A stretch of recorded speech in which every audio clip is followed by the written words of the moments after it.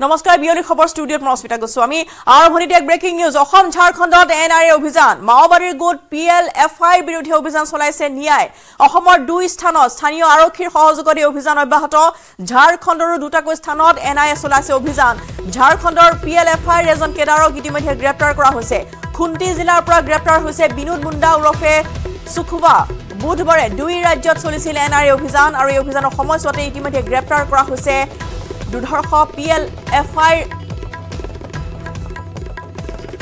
এজন কেডাৰ খুন্তি জিলাৰ পৰা গ্ৰেপ্তাৰ হৈছে PLFI কেডাৰ বিনোদ মুণ্ডা উৰফে সুখবা বুধবাৰে দুই ৰাজ্যত চলিছে এনআইএ অভিযান অসমৰ ঝাৰখণ্ডত দুই স্থানত পৃথকে পৃথকে অভিযান চলোৱা হৈছে মাওবাদীৰ গোট PLFI বিৰুদ্ধে অভিযান অব্যাহত আছে অসমৰ দুইটাকৈ স্থানত স্থানীয় আৰক্ষীৰ সহযোগত এনআইএ অভিযান চলাইছে আৰু ঝাৰখণ্ডৰো দুই ঠাইত এনআইএ চলাইছে অভিযান ঝাৰখণ্ডৰ পৰা PLFI এজন কেডাৰক গ্ৰেপ্তাৰ কৰা হৈছে খুন্তি জিলাৰ পৰা গ্ৰেপ্তাৰ হৈছে কেডাৰ বিনোদ মুণ্ডা উৰফে সুখুবা আৰু কালিৰ দিনটোতো দুই ৰাজ্যত চলিছিল এনআইএ অভিযান আৰু আজিৰ দিনটোতো অব্যাহত আছে এই অভিযান এনআইএ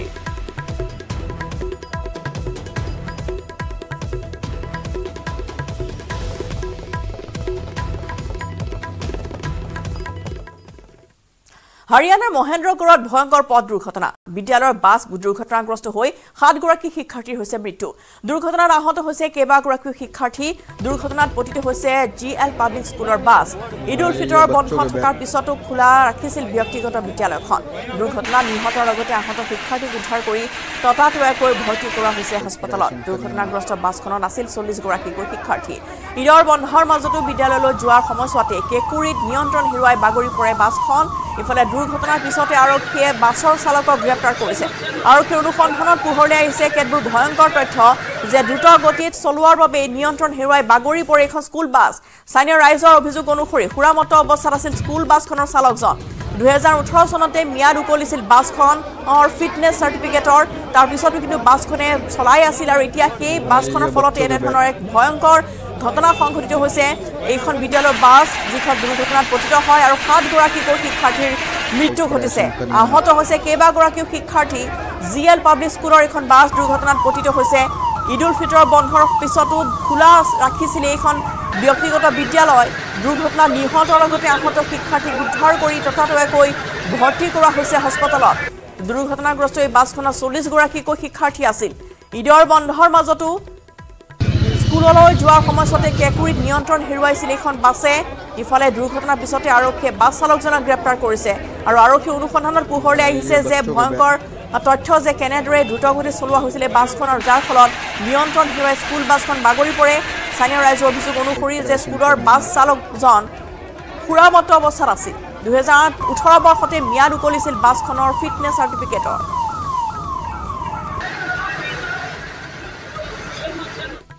ग्यारह बच्चे आए हैं यहाँ पे और काफ़ी बच्चों को तो काफ़ी गहरी चोटें लगी हुई हैं अभी रिपोर्टें हुई नहीं हैं जैसे जांचें हो जाती है उसके बाद क्लियर हो पाएगा कितने बच्चों को कितनी ज़्यादा चोटें हैं कि कई बच्चों को तो पैर भी टूटे हुए हैं हाथ में भी चोटें ज़्यादा लगी हुई है अभी जांचें होने के बाद ही क्लियर बता पाएंगे हम आगे का क्या रहेगा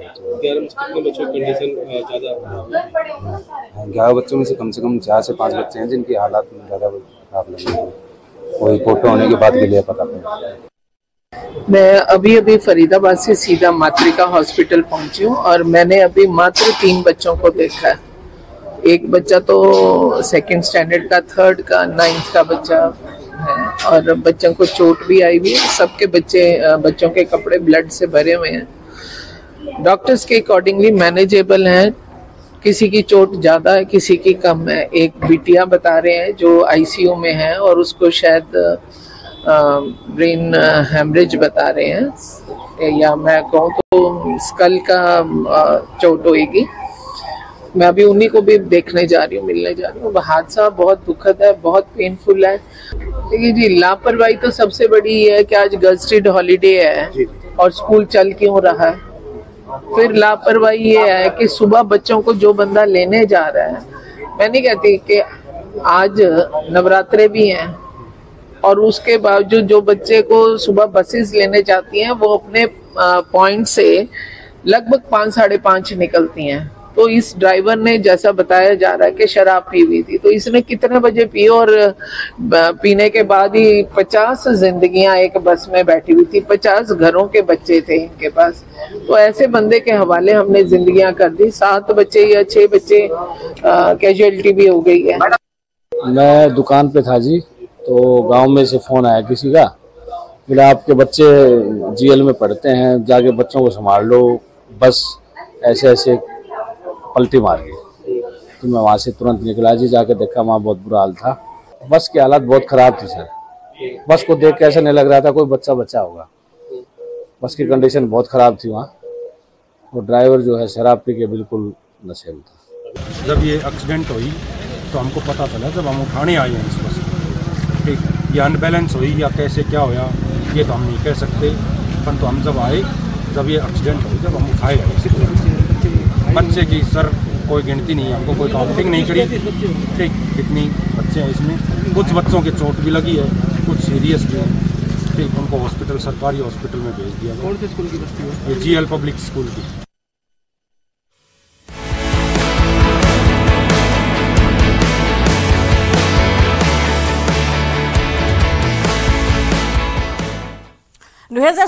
তৃতীয়বাৰলৈ প্ৰধানমন্ত্ৰী হোৱাৰ দাবী কৰা নৰেন্দ্ৰ মোদীয়ে এতিয়া বিশ্বজুৰি দখল কৰিছে শিৰোনাম। প্ৰধানমন্ত্ৰী নৰেন্দ্ৰ মোদীক লৈ এতিয়া আন্তঃৰাষ্ট্ৰীয় সংবাদ মাধ্যমতো চলিছে ব্যাপক চৰ্চা। বিশ্বৰ জনপ্ৰিয় সাপ্তাহিক বাতৰি আলোচনী নিউজ উইকৰ বেটুপাতত স্থান পালে প্ৰধানমন্ত্ৰী মোদীয়ে। প্ৰয়াত প্ৰাক্তন প্ৰধানমন্ত্ৰী ইন্দিৰা গান্ধীৰ পিছত নিউজ উইকৰ বেটুপাতত স্থান পোৱা প্ৰথমগৰাকী প্ৰধানমন্ত্ৰী নৰেন্দ্ৰ মোদী। নিউজ উইকৰ বেটুপাতত আনষ্টপেবল লিখি প্ৰধানমন্ত্ৰী মোদীৰ কভাৰ ষ্টৰী কৰিলে নিউজ উইকে। আমেৰিকান আলোচনী নিউজ উইকৰ 90 মিনিটৰ সাক্ষাৎকাৰত প্ৰধানমন্ত্ৰী নৰেন্দ্ৰ মোদীয়ে ক'লে কেইবাটাও গুৰুত্বপূৰ্ণ কথা। এই সাক্ষাৎকাৰত লোকসভা নিৰ্বাচন, চীন আৰু পাকিস্তানৰে থকা সম্পৰ্ক, ৰাম মন্দিৰ, গণতন্ত্ৰকে ধৰি কেইবাটাও বিষয়ত ক'লে প্ৰধানমন্ত্ৰী মোদীয়ে। চীন আৰু ভাৰতৰ সম্পৰ্ক অতি গুৰুত্বপূৰ্ণ বুলি মন্তব্য কৰি দুয়োখন ৰাষ্ট্ৰৰ সীমা সমস্যা শীঘ্ৰেই আলোচনাৰে সমাধান কৰাৰ পোষকতা কৰিলে প্ৰধানমন্ত্ৰীগৰাকীয়ে। ভাৰত আৰু চীনৰ মাজত স্থিৰ আৰু শান্তিপূৰ্ণ সম্পৰ্ক কেৱল দুয়োখন ৰাষ্ট্ৰৰ বাবেই নহয়, সমগ্ৰ বিশ্বৰ বাবে অতি গুৰুত্বপূৰ্ণ বুলি মন্তব্য আগবঢ়ালে প্ৰধানমন্ত্ৰী মোদীয়ে। লোকসভা নিৰ্বাচন সন্দৰ্ভত মন্তব্য কৰি প্ৰধানমন্ত্ৰী মোদীয়ে ক'লে দ্বিতীয়টো কাৰ্যকালৰ শেষলৈ সকলোতকৈ জনপ্ৰিয় চৰকাৰেও হেৰুৱাই সমৰ্থন। বিগত সময়ছোৱাত বিশ্বৰ কেইবাখনো ৰাষ্ট্ৰৰ চৰকাৰৰ প্ৰতি বৃদ্ধি পাইছে অসন্তুষ্টি, কিন্তু ব্যতিক্ৰম ৰূপে থিয় দিছে ভাৰত। যিটো সময়ত অন্য ৰাষ্ট্ৰত চৰকাৰৰ জনপ্ৰিয়তা হ্ৰাস পাইছে, সেই সময়তে বিজেপি চৰকাৰৰ প্ৰতি জনসমৰ্থন বৃদ্ধি পাইছে বুলিও মন্তব্য আগবঢ়ালে প্ৰধানমন্ত্ৰীয়ে।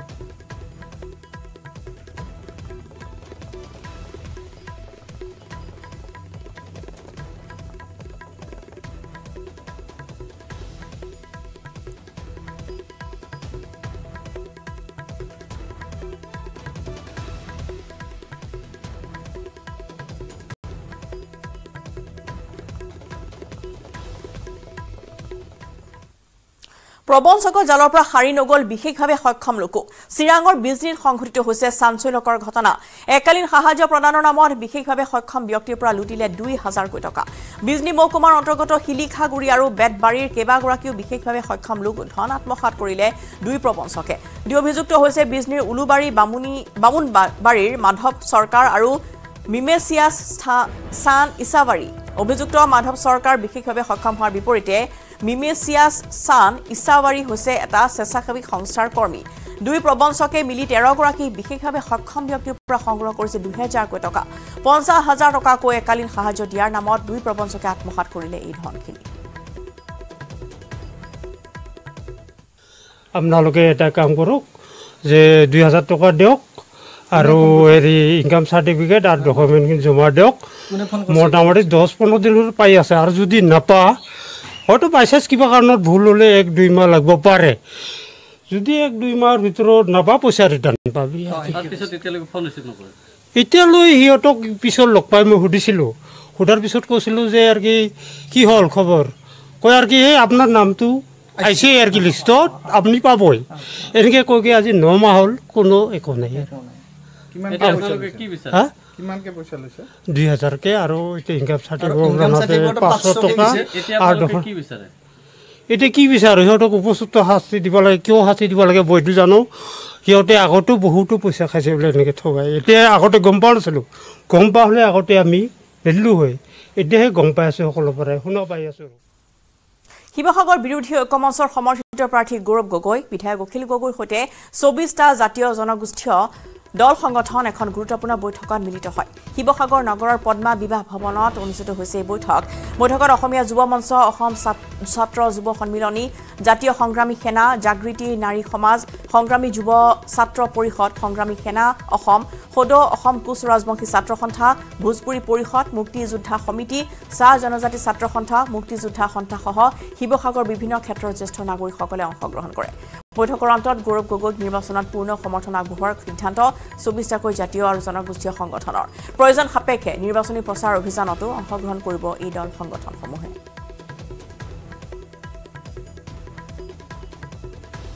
স্থিতিটো মোटे কোনো হলনি হোৱা নাই যি স্থিতি আগতে আছে সেইটোৱে আছে আমি আগতেও যেতিয়া এই জনগোষ্ঠী প্ৰতিনিধিত্ব কৰা দল সংগঠনবোৰ দিল্লীলৈ যায় যন্তৰ মন্তৰলৈ ধৰ্ণা দিয়ে আমাৰ লগত যোগাযোগ কৰে আমিও তেওঁলোকৰ ধৰ্ণাত আমি উপস্থিত হওক আৰু তেওঁলোকৰ গোটেইখিনি যে দাবী আমি প্ৰত্যেকজনৰ দাবীত আমি সমৰ্থন জ্ঞাপন কৰোঁ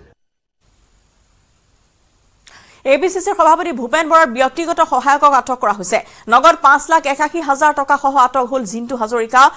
হাজৰিকাৰ গাড়ীৰ পৰা উদ্ধাৰ কৰা হৈছে ধনখিনি নিৰ্বাচনী বিধি উলংঘাৰ অভিযোগত আটক কৰা হৈছে এছএছটিৰ দলে আটক কৰিছে এই জিন্তু হাজৰিকাক গাড়ীৰ পৰা জব্দ কৰা হৈছে বৃহৎ পৰিমাণৰ ধন লখিমপুৰ থানাৰ সুধাপোছা জিন্তু হাজৰিকাক অসম প্ৰদেশ কংগ্ৰেছৰ সম্পাদক পদতো আছে হাজৰিকা জিন্তু হাজৰিকাৰ লগতে আন 3জনকৈ কংগ্ৰেছ কৰ্মীক আটক কৰিছে ফ্লাইং স্কোৱাডে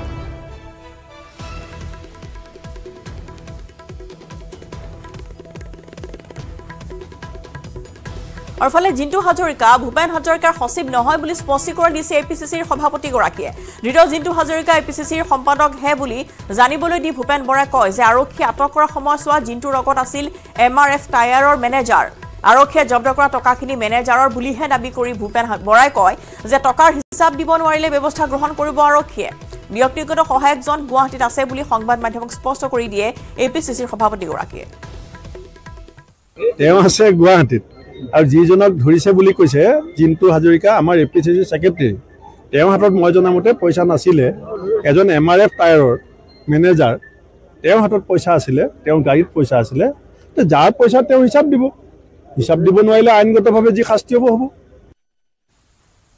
বিয়লিৰ খবৰ সময় হৈছে বিৰতিৰ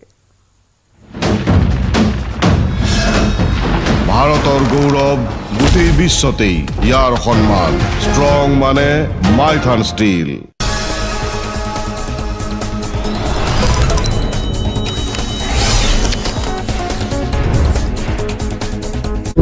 এতিয়া পুলৱামাৰ আক্ৰমণ ঘটিছিলে 2019 চনৰ 14 ফেব্ৰুৱাৰীত আদিল আহমদ দৰ নামৰ এটা সন্ত্ৰাসবাদীয়ে কুটাঘাত সংঘটিত কৰি বা আত্মঘাতী বোমাৰ বিস্ফোৰণ ঘটাই ভাৰতবৰ্ষৰ 40 জন অৰ্ধসামৰিক বাহিনীৰ জোৱানক হত্যা কৰিছিল আৰু তাৰ পিছতে বালাকোটৰ ষ্ট্ৰাইক হৈছিল 26 ফেব্ৰুৱাৰী তাৰিখে ভাৰতবৰ্ষৰ সেনাবাহিনীয়ে ভাৰতবৰ্ষৰ এয়াৰ ফোৰ্ছে ইণ্ডিয়ান এয়াৰ ফোৰ্ছে পাকিস্তানত প্ৰৱেশ কৰি বালাকোটত যি সন্ত্ৰাসবাদীৰ ঘাটি আছিল সেই সন্ত্ৰাসবাদীৰ ঘাটিবোৰ নিশেষ কৰিছিল সেই যি strike air strike Balakot air strike সেই এয়াৰ ষ্ট্ৰাইকক ভাৰতবৰ্ষই মানি লৈছে বা ভাৰতবৰ্ষই ৰাজহুৱাকৈ ঘোষণা কৰিছে কিন্তু আনবোৰ ঘটনাক বা আনবোৰ তেনেধৰণৰ চোৰাংচোৱাৰ কাৰ্যক ভাৰতবৰ্ষই মানি লোৱাৰ অৱকাশ নাথাকে ভাৰতবৰ্ষৰ চোৰাংচোৱা সংস্থাটোৰ নাম হৈছে আপোনালোক সকলোৱে জানে ৰিচাৰ্চ এণ্ড এনালাইচিছ উইং 1968 চনত এই সংস্থাটো গঠন কৰা হৈছিল তাৰ আগতে ইণ্টেলিজেন্স ব্যুৰো যি দেশী চোৰাংচোৱা সংস্থা সেই চোৰাংচোৱা সংস্থাটোকে দায়িত্ব দিয়া হৈছিল বিদেশৰ তেনেধৰণৰ গোপন তথ্য সংগ্ৰহ কৰিবলৈ 1962 চনৰ যি ভাৰত চীনা যুদ্ধ যি যুদ্ধত ভাৰত এক প্ৰকাৰ পৰাজিত হৈছিল সেই যুদ্ধত ভাৰতৰ পৰাজয় অন্যতম এক কাৰণ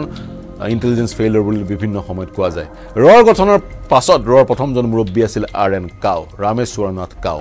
এগৰাকী বিচক্ষণ দক্ষ চোৰাংচোৱা বিষয়া তেওঁৰ নেতৃত্বতে ৰ গঠন হৈছিল আৰু তেওঁৰ সৈতে যিসমূহ বিষয়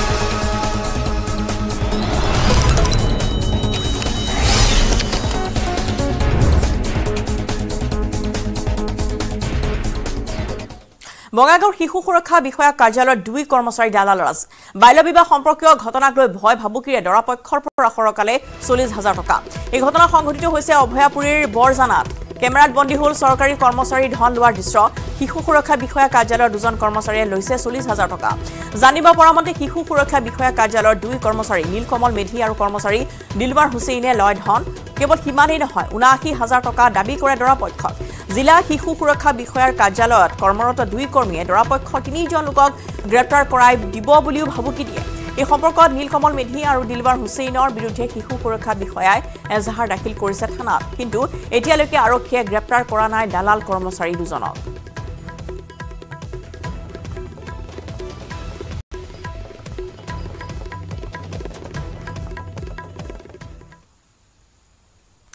পৰৱৰ্তী খবৰ কাইলৈ ডিব্ৰুগড়লৈ আহিব পঞ্জাবৰ মুখ্যমন্ত্ৰী আপৰ প্ৰাৰ্থী মনোজ ধানোৱাৰৰ হৈ চলাব নিৰ্বাচনী প্ৰচাৰ শোণিতপুৰলৈ যাব ভগৱান মান শোণিতপুৰত ঋষিৰাজ কণ্ডিনৰ হৈ চলাব নিৰ্বাচনী প্ৰচাৰ পুনৰবাৰ জনাইছো ডিব্ৰুগড়লৈ আহিব কাইলৈ পঞ্জাবৰ মুখ্যমন্ত্ৰী আপৰ প্ৰাৰ্থী মনোজ ধানোৱাৰৰ হৈ নিৰ্বাচনী প্ৰচাৰ চলাবলৈ আহিব ডিব্ৰুগড়লৈ লগতে ডিব্ৰুগড়ৰ পিছতে পৰৱৰ্তী কাৰ্যসূচী আছে শোণিতপুৰতো তেওঁ নিৰ্বাচনী প্ৰচাৰ চলাব শোণিতপুৰৰ ঋষিৰাজ কণ্ডিন আপৰ প্ৰাৰ্থী ঋষিৰাজ কণ্ডিনৰ হৈ নিৰ্বাচনী প্ৰচাৰ চলাব পঞ্জাবৰ মুখ্যমন্ত্ৰীগৰাকীয়ে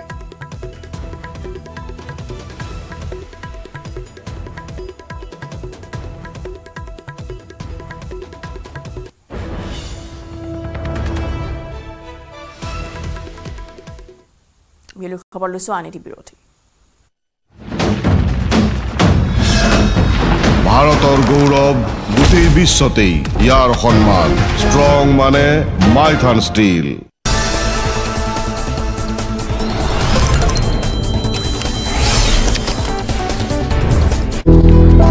তেওঁলোকক কাউ বয়জ বুলি কোৱা হৈছিল RN কাউ বয়জ আৰু 1971 চনত যেতিয়া ভাৰত পাকিস্তানৰ যুদ্ধ হৈছিল বাংলাদেশ লিবাৰেশ্যন ৱাৰ বাংলাদেশ মুক্তি যুদ্ধ এই যুদ্ধত ভাৰতীয় সেনাবাহিনীক নৌসেনাই হওক বা বায়ু সেনাই হওক বা স্থল সেনাই হওক ভাৰতীয় সেনাবাহিনীক ৰয়ে এনে কিছু ভাইটেল ইনপুট দিছিল যিবোৰ এক্সিকিউট কৰিব পাৰিছিল সেনাবাহিনীয়ে আৰু ভাৰতৰ যি জয় এই জয়ত অনবদ্য এক অৱদান আগবঢ়াইছিল ৰৰ সেই ভাইটেল ইনপুটবোৰে বা ৰৰ বিষয়াসকলে যিবোৰ ইনপুট আনিছিল সেই ইনপুটবোৰে আৰু তাৰ পিছত যেতিয়া ভাৰতক প্ৰয়োজন হৈছে সেই ধৰণৰ সহায় ৰয়ে আগবঢ়াই আহিছে প্ৰিয় দৰ্শক এনেবোৰ বাতৰি বিভিন্ন সময়ত আহি থাকে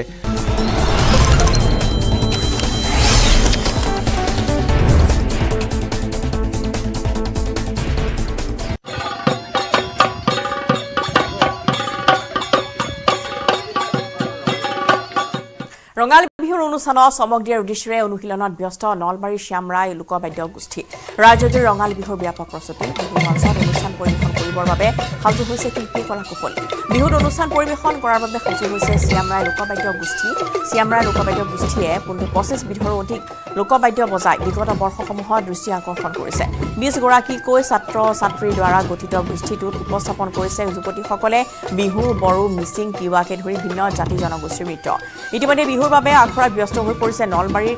কালাগত শ্যামৰাই গোষ্ঠী প্ৰহাৰ সমান্তৰালভাৱে অসমীয়াৰ স্বাভিমান বিহুৰ লগতে কৃষ্টি সংস্কৃতিক ধৰি ৰখাৰ প্ৰয়াস চলাইছে গোষ্ঠী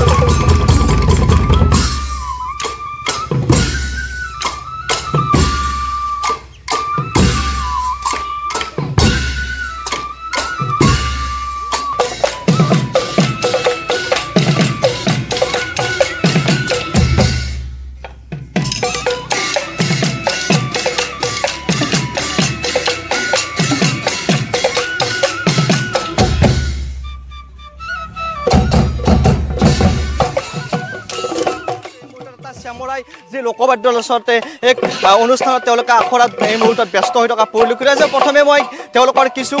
দৃশ্যাংশ দেখুৱাব বিচাৰিছোঁ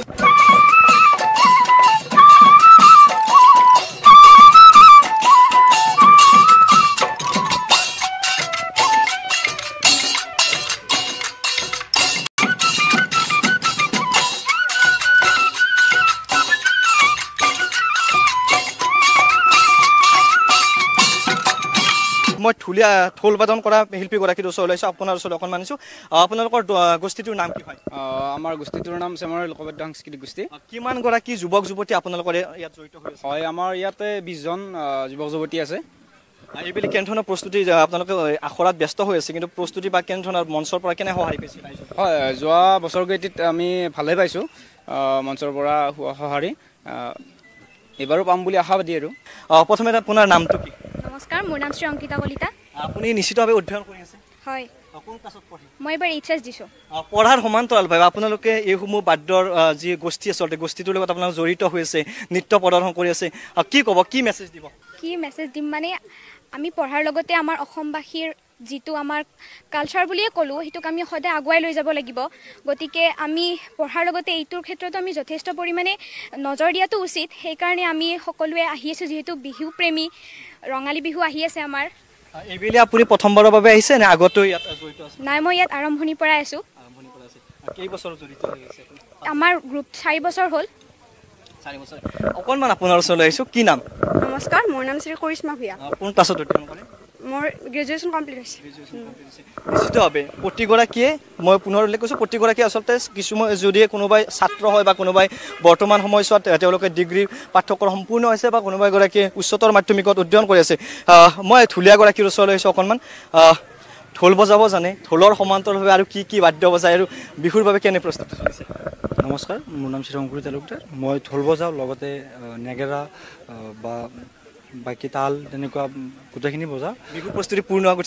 পূৰ্ণগতিত চলিছে সঁহাৰি কেনেকুৱা হৈছে বিগত বৰ্ষৰ তুলনাত এইবেলি আপোনালোকৰ মঞ্চত কেনেধৰণৰ অনুষ্ঠান বহুখিনি পাইছোঁ আমি সঁহাৰি ৰাইজৰ পৰা যিখিনি ভাৰতৰ গৌৰৱ গোটেই বিশ্বতেই ইয়াৰ সন্মান ষ্ট্ৰং মানে মাইথান ষ্টীল টেক্সট হেডলাইনছ আগবঢ়াইছে এভৰিডে মছালা সুগন্ধ ৰং আৰু সোৱাদ খাটি এভৰিডে দিয়ে আহাৰৰ জুতি everyday spices 100% test everyday spices best মনত ৰাখিব ভাল কৰি হ'ব লাগিব আয়োজন এভৰিডে মছালা টেষ্টি হ'ব ভোজন everyday spices 100% test everyday spices best সুগন্ধ ৰং আৰু সোৱাদ খাটি এভৰিডে জিভাত দিয়ে আচল জুতি everyday spices 100% test text headlines আগবঢ়াইছে এভৰিডে মছালা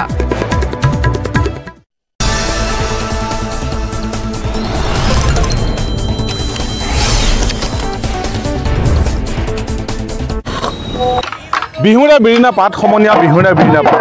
বিহু থাকে মানে বিহুকে বিনা বা বিহু গ'লে বিনা মানুহ পাত হয় এয়াই বাপতি সাহোন অসমীয়াৰ চেনেহৰ হেঁপাহৰ ৰঙালী বিহু এই ৰঙালী বিহুৰ পৰিৱেশ যেনেকুৱাই নহওক কিয় যিমানেই নিৰ্বাচন নাহক কিয় অসমীয়াই কিন্তু বিহু এৰি চলিব নোৱাৰে তাৰে একেবাৰে সঁচা দৃশ্য এটা মই দেখুৱাবৰ কাৰণে লখিমপুৰৰ এডল বিহুৱাৰ লগত উপস্থিত আছোঁ যুৱক যুৱতী সকলো ঘৰৰ পৰা ওলাই আহি নিজান স্থানত বসন্তৰ যি উন্মনা সময় সেই সময় উপভোগ কৰিছে লগতে বিহু গোৱা পৰিলক্ষিত হৈছে আহক পোনে পোনে আমি বিহু মাজলৈ যাম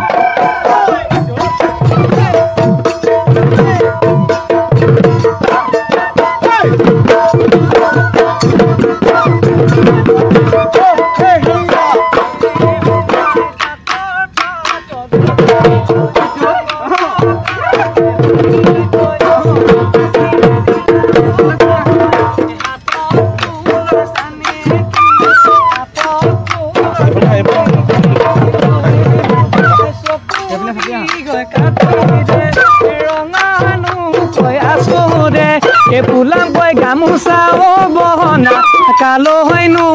ৰাখিছা কালো হয়নো ৰাখিছা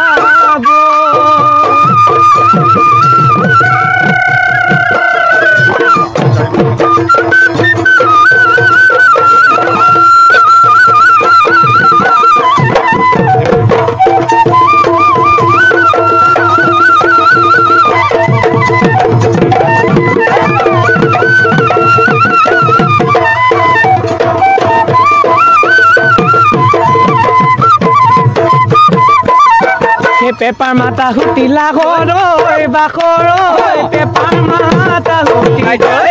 মাতা হুটিলা ঘৰৈ বাখৰৈ পেপাৰ মাতা হুটি পেপাৰ মাতে বলিয়া কৰে পেপাৰ মান নহ'লে লাঘৰৈ বাখৰৈ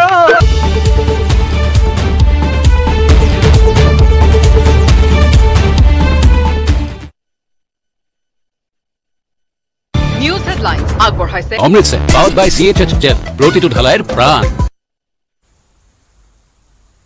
16 এপ্ৰিলৰ অসমলৈ আহিব প্ৰধানমন্ত্ৰী নৰেন্দ্ৰ মোদী নিশাটো গুৱাহাটীত কটা 17 এপ্ৰিলত নলবাৰীত নিৰ্বাচনী জনসভাত অংশগ্ৰহণ কৰিব মোদীয়ে প্ৰধানমন্ত্ৰীৰ ভ্ৰমণক কেন্দ্ৰ কৰি নলবাৰীত ব্যাপক প্ৰস্তুতি মিত্ৰজোঁটৰ প্ৰাৰ্থী হৈ প্ৰচাৰ চলাব প্ৰধানমন্ত্ৰীয়ে ৰাহুল গান্ধীৰ অসম ভ্ৰমণ সূচী সাল সলনি 17 এপ্ৰিলত নিৰ্বাচনী প্ৰচাৰ চলাবলৈ অসমলৈ অহাৰ কথা আছিল কংগ্ৰেছ নেতাজন 17ৰ পৰিৱৰ্তে 20 এপ্ৰিলত নগলৈ প্ৰদ্যুৎ বৰদলৈ হৈ চলাব প্ৰচাৰ ৰাজ্যৰ প্ৰথম পৰ্যায়ৰ নিৰ্বাচনী প্ৰচাৰ চলাব নোৱাৰিলে ৰাহুল গান্ধীয়ে উজনি অসমত মুখ্যমন্ত্ৰী ডক্টৰ হিমন্ত বিশ্ব শৰ্মা মাঘেৰিটা নাহৰকটীয়া ডিব্ৰুগড় প্ৰাৰ্থী সৰ্বানন্দ সোণোৱালৰ হৈ নিৰ্বাচনী প্ৰচাৰ মুখ্যমন্ত্ৰী দুলিয়াজান আৰু খুৱাঙত বিশাল জনসভাত অংশ ল'ব মুখ্যমন্ত্ৰীয়ে কংগ্ৰেছক সদায় সুৰক্ষা দি আহিছে দুৰ্নীতিগ্ৰস্তক দুৰ্নীতিৰ তৰ্কসকলৰ বিৰুদ্ধে এতিয়া যুদ্ধ কৰাৰ সময় ঋষিকেশৰ বিশাল নিৰ্বাচনী সভাত কংগ্ৰেছৰ ক্ষুধাৰ সমালোচনা প্ৰধানমন্ত্ৰী নৰেন্দ্ৰ মোদীৰ দুৰ্বল চৰকাৰ নেতৃত্বত দেশবাসীৰ ভৱিষ্যত এৰি দিয়া নহ'ব বুলি উদ্যত ভাষণ প্ৰধানমন্ত্ৰীৰ বিপদে লগ এৰা নাই ভাৰত ৰাষ্ট্ৰ সমিতিৰ নেত্ৰী কে কবিতাক ইডিৰ জিম্মাত থকাৰ সময়ছোৱাতে CBI গ্ৰেপ্তাৰ কৰে নেত্ৰীগৰাকীক দিল্লীৰ সুৰা নীতিৰ কেলেংকাৰী অন্যতম অভিযুক্ত কবিতা সুৰাৰ অনুজ্ঞাপত্ৰৰ নামত 100 কোটি টকা আম আদমী পাৰ্টিক দিয়াৰ অভিযোগ কবিতাৰ বিৰুদ্ধে ডিব্ৰুগড় সমষ্টিত বিজেপি প্ৰাৰ্থী সৰ্বানন্দ সোণোৱালৰ ব্যাপক নিৰ্বাচনী প্ৰচাৰ ডিগবৈৰ বিশাল জনসভাত ভাষণ দি বিৰোধী ঐক্যক তীব্ৰ কটাক্ষ সোণোৱালৰ একেদিনাই আন 7খন নিৰ্বাচনী সভাত অংশগ্ৰহণ কৰিব সৰ্বানন্দ সোণোৱালে আন্তঃৰাষ্ট্ৰীয় সংবাদ মাধ্যমত চৰ্চিত প্ৰধানমন্ত্ৰী নৰেন্দ্ৰ মোদী বিশ্বৰ প্ৰখ্যাত পত্ৰিকা নিউজ উইকৰ কভাৰ ষ্টৰীত প্ৰধানমন্ত্ৰী মোদীক অপ্ৰতিৰোধ আখ্যা মোদীৰ বাবে প্ৰতিটো ক্ষেত্ৰত আগবাঢ়ি আছে ভাৰত নিৰ্বাচনৰ প্ৰাক্ষণত কৰিমগঞ্জৰ নীলাম বজাৰত জব্দ 22,95,500 টকা এখন বলেৰ' বাহনৰ পৰা জব্দ বুজন পৰিমাণৰ ধনখিনি বাহনখনৰ চালকক আটক আৰক্ষী ঘটনা সন্দৰ্ভত ফ্লাইং স্কোৱাডে আৰম্ভ কৰিছে তদন্ত হাৰিয়ানা মহেন্দ্ৰগড়ত ভয়ংকৰ বাছ দুৰ্ঘটনাগ্ৰস্ত হৈ 7 গৰাকী শিক্ষাৰ্থীৰ মৃত্যু দুৰ্ঘটনাত আহত হৈছে কেইবাগৰাকীও শিক্ষাৰ্থী দোষীক ৰেহাই দিয়া নহ'ব বুলি ঘোষণা হাৰিয়ানাৰ শিক্ষামন্ত্ৰী বন্ধৰ দিনা স্কুল খোলাক লৈও সৃষ্টি হৈছে বিৰূপ প্ৰতিক্ৰিয়াৰ তদন্তৰ ঘোষণা হাৰিয়ানা চৰকাৰৰ ৰাজ্যজুৰি অসমীয়াৰ হেঁপাহৰ ৰঙালী বিহু উৎসাহ ৰাজ্যজুৰি ৰঙালী গা দৌৰিবলৈ সাজু প্ৰতিজন অসমীয়া আখলত বিধে বিধে পিঠা পনা বনোৱাত ব্যস্ত জীয়ৰী বোৱাৰী বজাৰ উপচি পৰিছে বিহুৰ জলপান দৈ ক্ৰীমেৰে অমৃতসৰ পাৱাৰ্ড বাই CHHF প্ৰতিটো ঢালাইৰ প্ৰাণ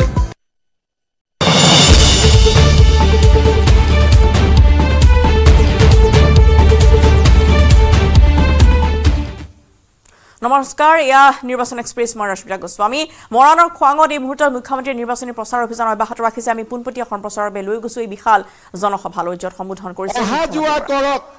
10,000 টকা এগৰাকী ল'ৰা ছোৱালীক শিক্ষিত কৰিবৰ কাৰণে দেউতাক মাকে 30,000 টকা খৰচ কৰিব লাগে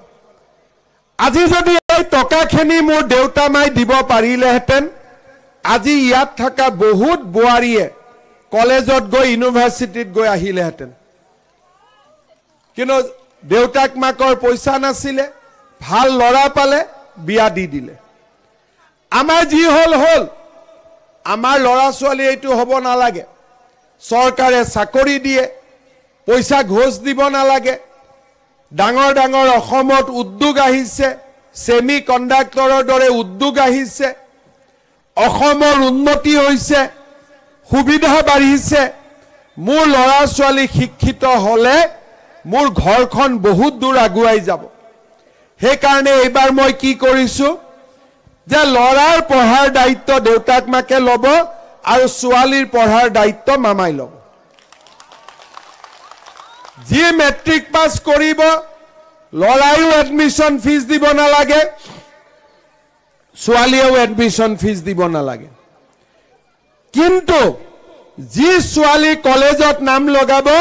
সেই ছোৱালীৰ বেংক একাউণ্টত মই 10,000 টকা সোমাই দিম ইউনিভাৰ্চিটিত পঢ়িলেতো 25,000 টকা দিম যোনে ইউনিভাৰ্চিটিত পঢ়ে মৰাণৰ পৰাতো ডিব্ৰুগড় ইউনিভাৰ্চিটি কিমান দূৰ অকণমান দূৰ বিয়া আমি ছোৱালীক পিজি পাছ কৰাই কৰোৱাম ডিগ্ৰী পাছ কৰাই কৰোৱাম নাৰ্ছ হ'ব পাৰে কম্পিউটাৰত যাব পাৰে লেবৰেটৰী টেকনিচিয়ান হ'ব পাৰে দেউতাক মাক গিৰিয়েকৰ উপাৰ্জনত ছোৱালীজনীয়ে অৱদান আগবঢ়াব পাৰে আগত কোনেও এইবোৰ কথা চিন্তা নকৰিছিল কাৰোবাৰ স্বামী ঢুকাই গ'ল কাৰ ইঞ্চুৰেঞ্চৰ খবৰ আছে কাৰ বেংক একাউণ্ট আছে কোনে টকা দিব চৰকাৰে পাৰিলে ল'বহে লাগে বোলে মাটি নাই মণ্ডলত গৈ পইচা দিয়ক 2-4টাক এটা চৰকাৰে কয় এপ্লাই কৰক মাটি দিম গৰাখহনীয়া ৰোধ কৰিম গাঁৱত ৰাস্তা বনাম বাগানত ৰাস্তা বনাম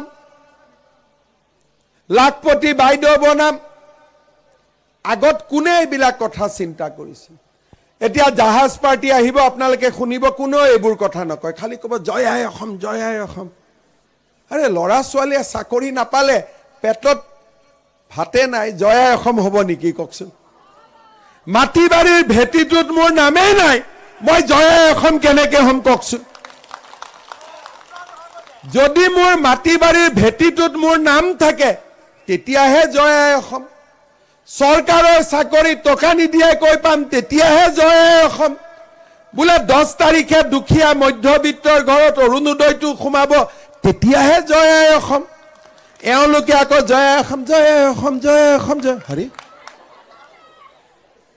কি চিষ্টেম মই আজিলৈকে বুজি নাপালো খালি সংগ্ৰামী কথা কয় আৰে সংগ্ৰাম তেতিয়া কৰিব লাগে যেতিয়া মোগল আহিছিল এটা ইজনে সিজনক সংগ্ৰাম কৰিব নালাগে নহয় এতিয়া ৰাষ্ট্ৰ নিৰ্মাণ কৰিব লাগে